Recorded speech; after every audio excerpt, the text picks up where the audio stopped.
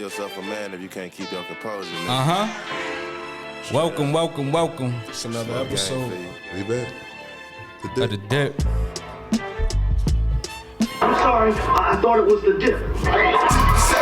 Set what? Ow. See, we got the video popping now. We finally on a different avenue for y'all to listen to us. Are we live? Y'all can see us now? You look good. What's up, baby? Pause.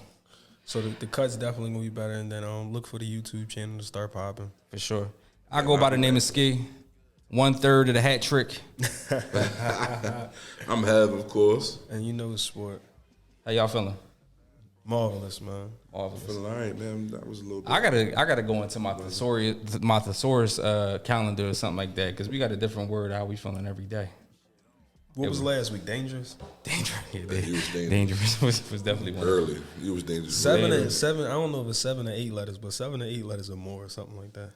Yeah. You know what I mean? Yeah. I'm feeling stupendous. I'm feeling immaculate. I'm just gonna get a lot of shit. I'm just gonna get a couple words out the way now. all Yeah, I'm gonna get OUS some, words. because we gonna go back to being good. At some point, we gonna go back to being good. You gotta just start using words. I'm feeling rhinoceros. feeling hippopotamus. The fuck? Start naming zoo animals and shit. The fuck? The words up. Hey, yo, what the? Hey, yo, just so we get it out the way now, we would like to thank everybody for listening to the last episode. We got a lot of feedback, a lot of very good feedback. Absolutely. So, and then the post with the dad and the little girl was popping. And that was the back end of the episode. Definitely we didn't was. even get that a whole lot of attention. And thank you for listening to us for an hour and some shit. We was going to cut that because we went. Yeah, definitely was going to cut that. You definitely hear like halfway through half we be like, no, but it's gonna be old. Yeah, it's gonna be dated. Yeah. So yeah, we definitely appreciate it. And then it was it was two sides of the spectrum though, with like people saying like, no, I think that's perfectly fine, and then some people was like, no, that's way out of line. And we respect both opinions. So. Yeah, I was getting a lot of people saying they ain't seen nothing wrong with the way he was holding her. Yeah. The kissing part, they wouldn't see nothing wrong if she didn't have a hand. Here's the thing: the holding thing could have been situational to me. Like if that's just a moment, it just could have happened. Like the hand could have slid, whatever. Right. But what made it bad was the kissing part. The kissing one was the worst. So that's his fault though that his daughter put. Like it wasn't his hand. It's his fault. Her. He ain't checked. You didn't. Like, You didn't. You posed for the picture. Like, you posed for the picture. Like you stayed that way for a while. Yeah. You took the picture and like it was cool. Like yo, let's do this. But it brought out a lot of like spectrums of people was like that only happens in like the black community where they romanticize things like that. If it was other people, it wouldn't be viewed that way. And then there was some people like I got daughters that's growing and Right. they coming into their bodies and stuff like that at a young age because some people we grow different and they was like I don't see nothing wrong with it, like just because she's shaped well she's still my daughter and she's still an adolescent and I'm always treated that way. So That was I only seen somebody comment like if she wasn't. I felt like it was a Seinfeld episode before. Like it was like the dad kissing all his daughters and they was like in their 30s or something like it. I forget. I don't know. I like a lot of white comedies. So like when you watch some of that stuff now, you be like, whoa, like How they get off with that? How they get that one? Like I was just watching an episode of The Office, and I'm a heavy Office. we Michael heavy. Scott was like, in football and basketball, or whatever, they smack the players on the butt when they do a good job. So he went around the office just smacking everybody on the ass, like all the episodes. I'm like, you couldn't do this shit, man. Like so. But I digress. But like you said, we thankful for everybody who like tapped in. Like, you know what I mean? We don't care your opinion. We just care that you have an opinion. Right. And also thank you to for Mental Health Monday. Sierra. Yeah. Okay. Yeah. Sierra. Definitely thank you. I tapped into her. That's another great resource of people like we trying to find that's doing the same things we doing. And I asked her with the intentions that hopefully she'll do it, and she was like thrilled to do it. So I was like, definitely we want to bring more people on to talk about stuff because it's not all the time. It got to be just us three saying these things. You know what I mean? Thank you. Yeah, it's definitely. Sometimes we need to hear some shit too. Let's just be real. Yeah. And sometimes things are more receptive coming from the opposite sex. For sure. Absolutely. I go to therapy. I don't want to talk to no black man. I want to talk to a black female. I don't want to talk to a man, period. Yeah, exactly. Man, so not my vulnerabilities, nah. Yeah, so maybe coming from Bless y'all, of course. I mean, y'all the gang. Y'all the gang. But I'm saying, like, maybe coming from her, beautiful young black woman that you can, it resonated better. So we definitely appreciate her. And if anybody else interested, we definitely we'll visit the topic. Don't be ghetto though. Like, you can't be be saying fuck people and be like, I got a mental health tip for Monday though. No, mental health tip is stay the fuck. So one time for the one time round of applause for Sierra. Absolutely. Appreciate you. You can't be singing Glorilla and then trying to. That's my mental health tip. Stay fuck boy. Right. Well, with that. Speaking of which, has Gina got in contact with you have at all? Fuck Gina. We looking for Gina. We looking for Gina. If anybody knows a Gina that had right here in the MySpace era, we gotta bring her on the show. Figure out why she was. If you watching, you listening, fuck you. It's like, no. All right, but like I said, the Mental Health Monday, that will bring us to our topic for this week. We're gonna talk about boundaries. Yeah. That's definitely was a good one. Healthy boundaries too. Definitely. Did you have to switch up any boundaries as far as your family, your friends, your church? I don't know, whoever, your coworkers. Did you have to, switch up how you move pretty much with your kids and have them around certain people? I know I did. Absolutely. Keep my kids from every fucking body. Kids wasn't around no fucking body. That's how I was. I didn't. When I first had my daughter, I didn't want her around nobody at all. Like, I was on my tip, like, no, I was selfish. Like, I didn't want nobody to watch her, nothing like that. Like, no. I understand that. You gotta, you get to curate that what's around your kids and what they intake, because they sponges at that age. So what they do intake and stuff like that is very, like, you gotta be cognizant of what's going on. So you can't just like let anybody around them, and like, But I do think it's a thing where, like, I send my kids to their grandma's house and play with their rough cousins because they need that. Like, like, it can't be all peaches and cream, but at the same time, you definitely gotta be like, you gotta be conscious of what's going on around your kids and set boundaries on what you letting them and take in. And that's not just people; that's internet and everything. That's what everything. Because I could be in the house and, like, before kids, we in the house, we might be smoking, drinking, this and that. Once I had the kids, like, I didn't want them around none of that. So a lot of people, I would, you gotta come over. Like, I'm gonna come over your house, like, you know what I'm saying, like, just not to have them around that situation. Right. That's crazy, because this book I'm reading right now, it talks about this tale about it talks about you as yourself, but your kids are an extension of you. But it talks about this old Japanese, like, architect, and finally he was at, like, the end of his career. He put his 2 weeks into his boss. He was like, I'm done. He was responsible for, like, a lot of the houses built in Japan at that time. So his boss is like, that's cool. We appreciate everything that you did, but we need you to build one more house. So he's, like, pissed off because he's like, man, I don't feel like doing this. Right. So he winds up building this house. He kind of cuts corners on the materials. He doesn't really delegate it the way he should. And it takes him like 2 months to do. So he basically did it without his heart in it or whatever. Yeah, half-assed. And finally, at the end of it, the boss is like, all right, we appreciate you doing this house. Here's the keys. So he looks at it like, damn, like, this is like the worst house that I built, and you giving me this house.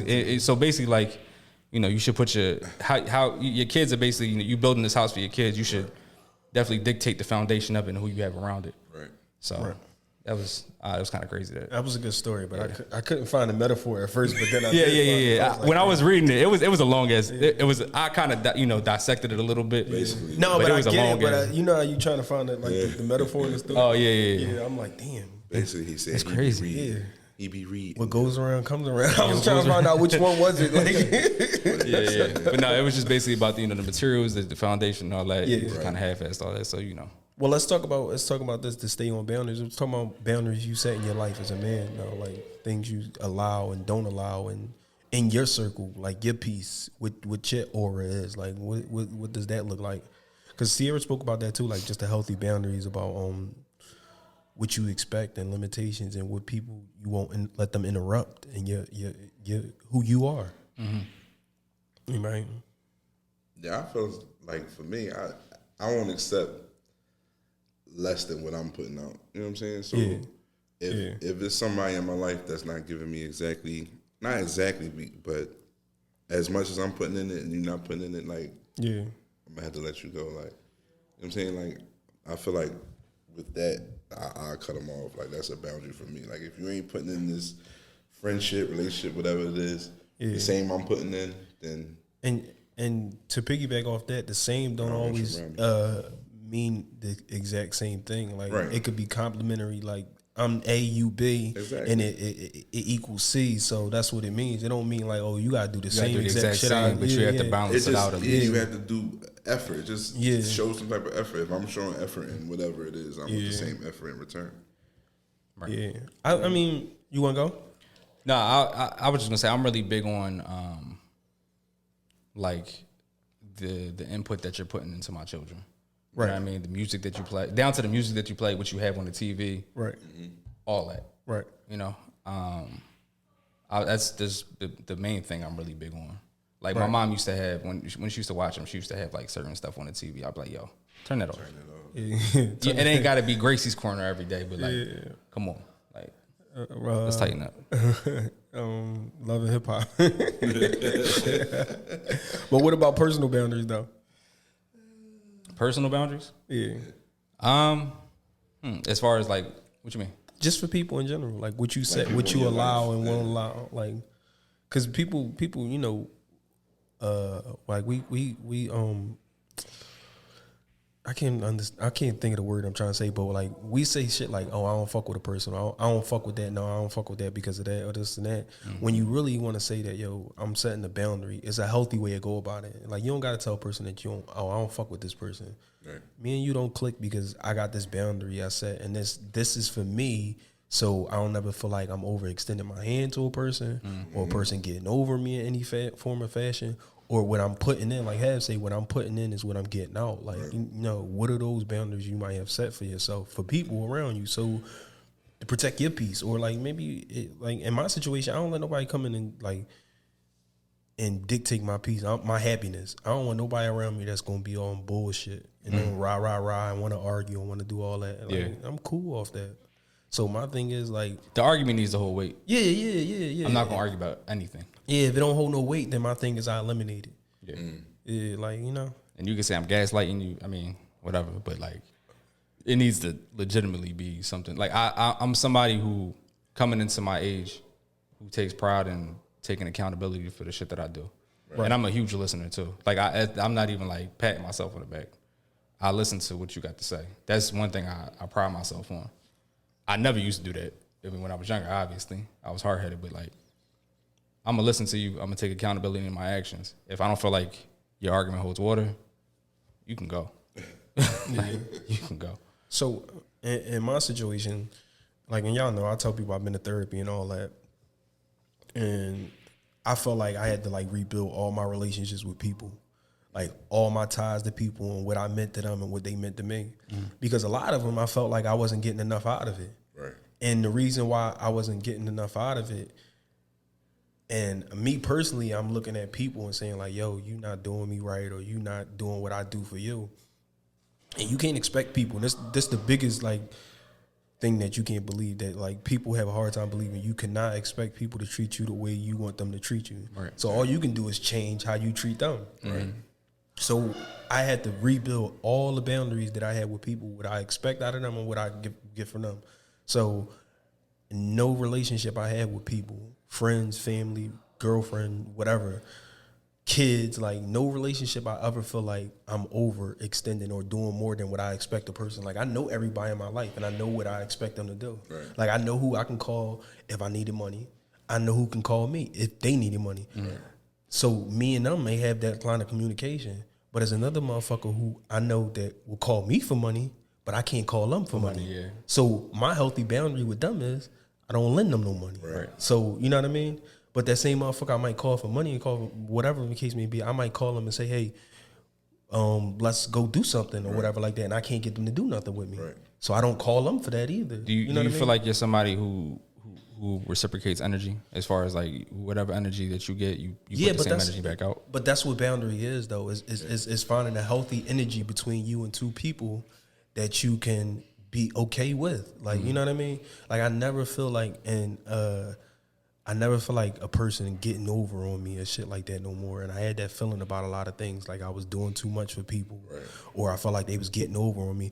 And that all stemmed from because I was always trying to be the best of friends to everybody when everybody don't deserve that. Right. Some people are shitty friends and you deserve a shitty friend out of me. So that's what they're I'm not friends. It's not even called them shitty friends. Yeah. But no, not even that. I'm definitely growing into the fact that if they just a shitty person, like they're a shitty person towards you, you know, they're not even going to be considered a friend at that point. So I'm definitely big on cutting people off my age. So you gotta associate people with what you associate with them with. Like, if this my friend, I know that we can go to the fucking basketball game with and have a good time. But I know he ain't gonna go to church with me. I'm not inviting him to church. So you know gotta what I mean? read the room. Yeah, so I'm not gonna say, yo, fuck him because he don't go to church. No, I'm just gonna know not to invite him. So it's like a healthy, it's just like rebuilding all your relationships with everybody you deal with, because that should teach you that you never feel like you overextending. You never feel like people getting over on you or nothing, because you built your relationships on how people treat you, and you just, all you can do is be the best person you can be and reciprocating it. Right. When you rebuild your relationships with people, did you have to cut people off? I did. And was it hard? Like, what you mean? Like if they have a problem with somebody else, you had to? No. I just like cut my ties with people. Like, you know, this relationship was not doing anything for you. Yeah. So it was like a lot of that involved me just like backing away from a lot of people. Right. Like even to my closest friends, like you talk to my closest friends, they'll tell you like, yo, they ain't hear from me in a little while. Or my conversation with them was very like what you say, like just, it was just sea level, like it was just regular conversation. Right. So it wasn't too much of me like I wasn't always like talking about real in-depth things. So everything we talked about was just like regular shit, like, you know, like high and by type shit. It was never like yo, what's really going on in your life type shit. I wasn't having those conversations with people no more at all. So and that is not always a you feel like, yo, you just cutting people off that you don't speak to them. Right. But you just limit your conversations. Maybe I'm not telling you my personal business no more. Maybe I'm not telling nobody my personal business. Right. Or maybe I'm not available to go out with people that I used to go out with until I come back to a comfort zone. And it took me going to therapy, me personally. Like I went to therapy, and like the shit that I was saying to people, I stopped saying to people and started saying it therapy, and then rebuilt my relationships with everybody that I was dealing with. Right. So that'd be my thing. It's hard for me to cut people off. Like, I'm so loyal, to a fault. Even though I know this shit not working for me, like I'm not gaining nothing from it. Yeah. I still keep them around because I feel like it's a loyalty aspect. But that shit, that's the most burn you out. That's the most like damning thing to you is like, right. And then people not knowingly they play on that shit on you because they know who you are. Like I know Have gonna jump out the window for me, regardless how I treat him. Yeah. And he always gonna have my back, but that also teach them how to treat you. You know when that loyalty should die for me, and it's a crazy story, right? Mm-hmm. So when my daughter was born, I was gonna go see my grandmother, right? My grandmother lives in Western Pennsylvania. For those that don't know, she's like British and something else. Like she a culmination of a bunch of white, basically. Mm-hmm. I used to spend some summers out in Pittsburgh every once in a while. So like I was out of both my grandmothers, I was more closer with her than I was the other one. Right. So when I told her about, you know, I was having a baby, and by the way, she's like really big on like, she's a big Baptist Christian, all this other stuff. So having this baby out of wedlock, that was strike number one. Mm-hmm. Then I found out strike number 2 and 3 because my dad. Well, I told my dad because we were trying to like set it up so we could both go to Pittsburgh with the kids and do this whole meet and greet type thing. So he calls me back like, "Yo, don't even worry about going up there." What? Yeah. So he like, "Listen, I need to tell you something, and I never told you this before. You never knew, but your grandmother is racist." Fucking crazy, like legitimately like racist. So apparently, listen, her father was actually like one of the head like lieutenants in the Klan. Oh shit! That's how racist she was. Oh shit! Yeah. So when my dad married my mom, she never liked my mom. Right. And my mom never told me why. Right. I think that's decent that they left that for you. Like they didn't spoil your and she never grandma. she never treated me no type of way. Yeah. You know what I mean? So I never, or at least I didn't notice it. Yeah. But he was like, listen, your grandmother's racist. She talking all this wild shit about, your child's mother, about your kids. Yeah. Shit like that. Don't even bother. It was that day. I said, okay, I'm going to cut her the fuck off. And ever since then, it's been nothing for me to cut somebody off. Yeah. Yeah, you cut your grandma off. I cut my grandma off. I haven't spoken to my grandmother since 2015. Damn.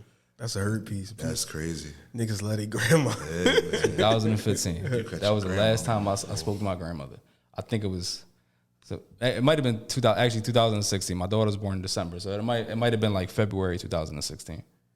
That was the last time I spoke to my grandmother. I mean, that's definitely a way to. I mean, that's a good reason because I'm like. But that goes to say, ever since then, it's been nothing for me. Cause you cut your damn grandmother off. It's nothing for me to cut somebody off that ain't even related to me. Shit. Yeah. I just want to let people know that I never heard this story before. Like this was not in the pre-show meeting. No, it definitely wasn't a pre. But you know what? I like it when we don't go over. Here's the thing. Y'all text me throughout the week, right? Yeah. And y'all be like, what topics we doing? Right. I really don't be wanting to tell y'all. Because I love the raw reactions that we have. Like a lot of the conversations are really, even like up to the date, we still be like, all right, so what we talking about? Yeah. So I just like to keep it raw. But yeah. Technically, your folks was a lieutenant in the company, bro. Your folks. Your folks. My great grandfather I'm not gonna give him Watch when Matt see I know this Matt shit. gonna kill me for this shit. Matt kind of act like my great grandfather. Real shit. No, it's like no, man, I'm fucking with you. No, but yeah. So I'm not gonna give him a rank. It was something high ranking though. I don't know what they fucking paramilitary structure is like, but yeah, he was high ranking in the Klan apparently. Ritz, his last name is Ritz. Let me ask you something. You felt like you dealt with that trauma of like having to cut your grandmama off? Because you took it, and your approach now is that I don't have no problem cutting anybody fuck off because I had to cut somebody off that was very important in my life. Right. So now you took that energy and turned it to, well, then you don't mean nothing to me because somebody that really meant something to me. Yeah, motherfuckers be like, yo, like how can you be so cold-hearted? I had to lose somebody that was important. Well, I'm thinking that too. Like, damn, can I cut my grandma off? Yeah, man. But you can't make excuses for shit like that. No, you can't. Like, blood. Look, listen, man. My daughter means more to me than my son means more to me than. Well, at the time it was my daughter, but my daughter meant more to me than anything. I don't give a fuck who it was. And then I think we fail to realize that too is that, and this I think another trouble of men. A trouble men have is like redesigning your family. Like you grew up in a family of like your mom, your dad, your brothers and sisters. But then the minute you have kids, your family, your immediate family is they take precedence. Yeah. Their mother and those kids, and that's your family. Right. And then you had to like so. What's important was in your household, not Nana and Pop and all of them. Like that shit don't matter no more. What's important is protecting these people now. Right. And you had to change that. You really redesign your family, and I struggled with that before, like redesigning who your immediate family is now. Now you got kids and a girl now. That's your immediate family. Right. Your brothers and they are family, but they not your immediate family no more. Right. Absolutely. Yeah, like. But it could have been anybody could have got the smoke. Honestly, it didn't have to just be my grandmother. Anybody could have got that smoke. So Shorty was racist. You cut her off. Who? My kid's mom? Yeah. That would kind of defeat the purpose. I mean, shit. What if she ain't like white people? I'm gonna leave that. I'm gonna leave that alone. Yeah, I need to adapt that though. I need that energy to cut anybody the fuck up. Nah, but I don't believe in that no more though. No? Nah, I don't. You just I think it's too much toxins and like that. I mean, I'm not saying it's not a problem with cutting people off, but I think you gotta lose the hatred in it. Like they can't mean nothing to you. There's no hatred. Yeah, like you can't if you still got that. Like, but me, but no, for me though, I used to say that shit. But then when I run into these fucking people, oh, you was there. That's what you was on. I'm still on that anger shit, and I feel like you got to deal with it, and like get rid of all the malicious in it, and then you can be like, all right, I don't never had to see that person. But if I did see him, it don't bother me at all because they don't mean nothing to me. Right. Only then you can say, yo, I just cut them off. I definitely feel like you can love people from afar. Absolutely. Yeah, you can, and then you gotta. Absolutely. I still love my grandmother. You know what I mean? Even though she don't necessarily like my skin tone or my kid's skin tone. Or, you know what I mean? Like I still love my grandmother. I was wondering if she was to die. I want to know what she feed you when you was up there, bro. Man, I gotta think back on it. See if some shit tastes like you a little too much iron in this. You know how you reflect on things like that, man. They just don't seem tastes right. like a little bit too much magnesium in these waffles. I don't know about that. But I'm telling you, this like, is wild. I think you can really. Most of the people that you do hate, you have some type of love for, and that's where like the hate form from. Because Right, you can't hate somebody if you don't love them. You can't. Yeah, Exactly. and that thing. Well, nah. I'll take that back. Because I hate Nick Cannon. I'm talking about personal people. Right. But in that, you gotta just cherish the love you have for a person and like lose all that other shit. All that other shit gotta go out the door, and then you can cut up people out. Yo, I love that person from afar, and that's it. That's all we got is love from afar. That's it. Right. But you gotta get over that hate first, because if not, when you see that motherfucker, that shit just get your blood boiling when you see him. Like, I don't want to get nobody that energy no more. Yeah, it's there. No, that's not. I respect my peace too much. Yeah, but then I mean, you on the road to like people setting like healthy boundaries and telling people what they gonna do and can't do in your life no more. People gonna be like on some shit where this shit just bother them. Like if you tell somebody that, yo, like what Ski said, I listened to you and I heard your side of the argument. I don't think it's valid.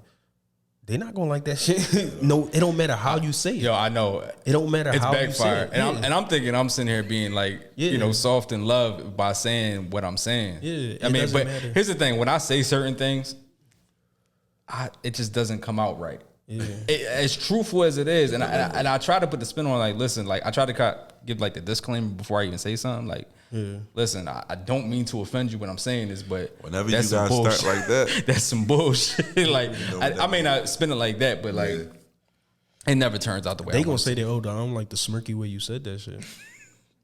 It was, I knew you was gonna have like a sly comment. Here's the thing: I've grown to realize I got to say certain things through text, but it kind of leaves the error for it to be like open to interpretation. So you gonna kind of take it how you gonna take it by reading it. Yeah, but the thing is, if I say it, you gonna take it the way I'm saying it, and it's not gonna be. They know you. They gonna take it the way you. Yeah. So. I think that's the fucked up part too, because they already know how I say things. So when they read it, it's a rap. Right. It's a rap. I'm working on it. Dad's in progress, right? Absolutely. But I was talking about this. Like y'all saw The Sopranos, right? Yeah. So you know the episode when Tony's sister, what's her sister name?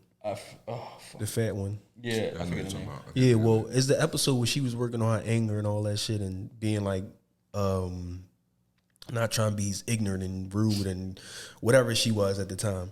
And the Tony comes out and he kind of like he thinks she was putting up like a fake, like it was all like a hoax or whatever like that. Mm-hmm. And it's the one scene where he like flips off the handle and make her lose her shit. And that was all just because he wasn't able to accept that she was changing. And that shit really exists in people. Like you can change who you want to be and try to be a better person. Oh, they already have the preconceived notion of it. Preconceived notion of who you are. They won't let you change. They'll try as hard as to get that other side of you out of you. So, that's my downfall. Yeah. That's definitely my downfall. That's me. Like when I already show people a side of me who I am. So when I give them another side, they don't want to believe that shit. So it's like, nah, you can't change. How dare you? You know what's crazy? When you get to a certain point, like when you go from like night and day, when you tell people like, listen, I'm at peace, they take it as an insult. Yeah, it is. And that's what healthy boundaries is too. Like somebody can have in your situation, somebody can ask you to extend your hand and they used to you always doing that, have loyal. That's my man. I know if I come to him, he gonna say